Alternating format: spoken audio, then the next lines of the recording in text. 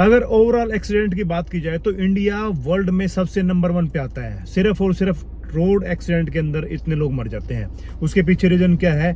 यहाँ पर traffic rule कोई नहीं फॉलो करता है, ना सरकार कुछ कहती है, ना और कोई जिम्मेदार इस चीज के पीछे। और अभी हाल ही में एक खबर आई है, अभी कुछ देर पहले ही एयर इंडिया का 171 फ्लाइट नंबर अभी क्रैश हो गया है, जो अहमदाबाद से लंदन जा रहा था। इस फ्लाइट को चलाने वाले भी कैप्टन सतीश सब्रवाल थे और वो बड़े ही होनहार और एक पुराने एक्सपीरियंस वाले थे।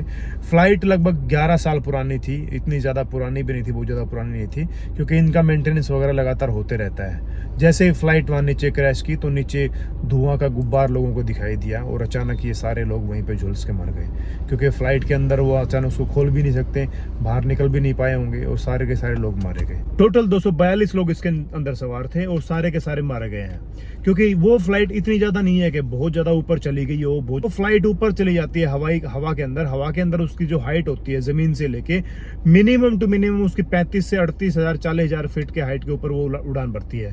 लेकिन ये फ्लाइट जैसे ही उड़ान भरती है लगभग 600 650 फुट के ऊपर जाती है और विद इन 2 मिनट 1:38 पे वो फ्लाइट टेक ऑफ करती है और 1:40 के ऊपर ही वो क्रैश कर जाती है। इतनी ऊपर है कि लोगों को साफ साफ दिखाई दे रही है। और फ्लाइट ऐसा नहीं है कि फ्लाइट ऊपर गई हो, फ्लाइट सिर्फ ऊपर गई वैसे नीचे आते दिखाई दे गई है, धीरे धीरे नीचे भी आई है। अहमदाबाद को जो एरिया है वहाँ पर पूरी पब्लिक रहती है और वो बिल्कुल ऐसा एयरपोर्ट बना हुआ है जहाँ पर लोग रहते हैं आसपास। और जैसे ही ऊपर उसने टेक ऑफ किया, क्योंकि शहर के अंदर ऐसा ही होता है, जैसे उसने टेक ऑफ किया 2 मिनट के अंदर वो क्रैश कर जाती है। उसके अंदर 169 लोग इंडिया के थे, 53 लोग ब्रिटेन के थे, 7 लोग पुर्तगाल के, 1 व्यक्ति कनाडा का था। तो ऐसे करके टोटल सवारी थी, 12 क्रू मेंबर थे। सारे के सारे मारे जाते हैं। जब जो भी फ्लाइट होती है सबके अंदर डबल इंजन होते हैं। एक इंजन किसी कारण खराब हो जाए तो दूसरे इंजन चालू कर देते हैं और फ्लाइट नीचे नहीं आएगी, मतलब वो आराम से आपकी टेक ऑफ भी कर जाएगी, फ्लाई भी करती रहेगी, लैंड भी कर जाएगी, किसी तरह की कोई दिक्कत नहीं आती है। लेकिन इस फ्लाइट के अंदर क्या हुआ कि ये टेक ऑफ करी और टेक ऑफ करके विद इन 2 मिनट नीचे आ गई है।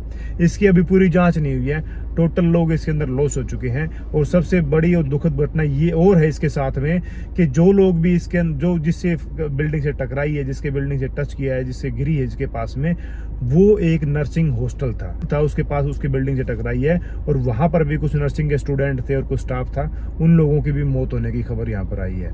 तो ये सबसे बड़ी दुखद घटना है। अब प्रधानमंत्री नरेंद्र मोदी जी ने ये आराम से कह दिया कि ये बड़ी दुखद घटना है देश के लिए और देश को इसके बारे में पूरे देश को इसके बारे में दुख है। लेकिन ये दुख मनाने की बात नहीं है, ये दुख सोचने की बात नहीं है। ट्रैफिक रूल्स फॉलो करने चाहिए, खास करके रोड के ऊपर। अभी फ्लाइट का तो किसी का कोई भरोसा नहीं क्या हो जाए, लेकिन फ्लाइट भी ये कैसे फ्लाइट, क्योंकि ये फ्लाइट बताती है ये सबसे खास फ्लाइट थी। ये फ्लाइट 787 बोइंग ड्रीमलाइनर फ्लाइट थी और इसका ये आज तक पूरे वर्ल्ड वाइड पहला एक क्रैश हुआ है जिसकी वजह से इतने सारे लोग मारे गए हैं। तो ये सबसे दुखद घटना है। और जब बाहर कंट्री फ्लाइट जाती है तो उसके इंजन इतना ज़्यादा पावरफुल होता है, क्योंकि मैं जैसे यूएस से गया था तो वो फ्लाइट लगातार 15.5 घंटे फ्लाई करती रही थी। मैं अक्सर फ्लाइट से सफ़र करता रहता हूँ, तो कोई भरोसा नहीं है कि फ्लाइट में बंदा बैठ के गया है वो वापस भी आएगा या वापस नीचे उतरेगा भी। ऊपर वाले की मेहरबानी, पता नहीं कब किसी के साथ क्या हो जाए। एविएशन मिनिस्टर भी यहाँ पहुँच गए हैं, होम मिनिस्टर भी यहाँ पहुँच चुके हैं और इतने दुख की घटना वहाँ हो चुकी है।